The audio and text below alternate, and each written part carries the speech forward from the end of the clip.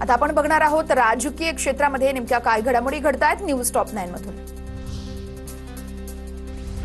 लोकसभा तसेच राज्यसभेच्या भाजपच्या खासदारांना 3 दिवसांचा व्हीप जारी। 16, 17 आणि 18 एप्रिलला सभागृहात उपस्थित राहण्यासाठी व्हीप जारी। महिला आरक्षणासंदर्भातील संवैधानिक दुरुस्ती विधेयक या काळामध्ये संसदेत मांडलं जाणार असल्यानं व्हीपला महत्त्व। बारामती पोटनिवडणुकीच्या प्रचाराला आजपासून सुरुवात। उपमुख्यमंत्री सुनेत्रा पवार बारामतीमधील कन्हेरीच्या मारुतीचं दर्शन घेऊन प्रचाराचा नारळ वाढवणार, तर मारुतीच्या मंदिरासमोर सुनेत्रा पवार यांची आज सभा असेल। सत्तेतला मोठा पक्ष सत्तेतल्या मित्रांची शिकार करणार, रोहित पवारांचं ट्विट।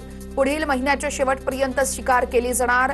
भोंदू प्रकरण असंच बाहेर आलं नाही तर ठरवून आणलं गेलं, रोहित पवार यांच्याकडून ट्विट करत निशाणा।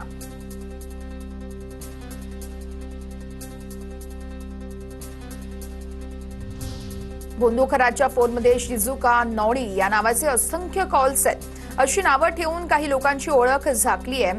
अंजली दमानिया यांच्याकडून संशय व्यक्त। जेलमध्ये खराच्या जीवाला धोका आहे, करुणा मुंडेंचं वक्तव्य। तसेच चाकणकरांना सह आरोपी करा, अशी सुनेत्रा पवार यांची मागणी असायला हवी आहे, करुणा मुंडेंची मागणी।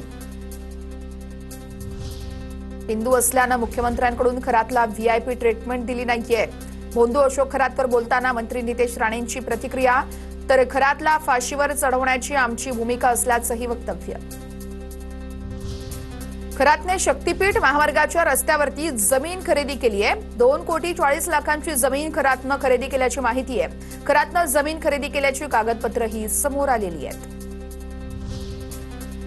भुजबळांचं हेलिकॉप्टर पार्किंगमध्ये उतरवल्यानंतर डीजीसीएचे चौकशीचे आदेश आहेत। मुख्यमंत्र्यांकडून देखील या प्रकरणी चौकशीचे आदेश आहेत। हेलिपॅड समजून हेलिकॉप्टर वाहनांच्या पार्किंगमध्ये उतरवण्यात आलं होतं। मीरा भाईंदरच्या मनपा आयुक्तांवरती मंत्री प्रताप सरनाईकांचा पारा चढला। मनपा आयुक्त राधा विनोद शर्मा आगीच्या घटनास्थळी उपस्थित न राहिल्यानं सरनाईक यांनी खडसावलं।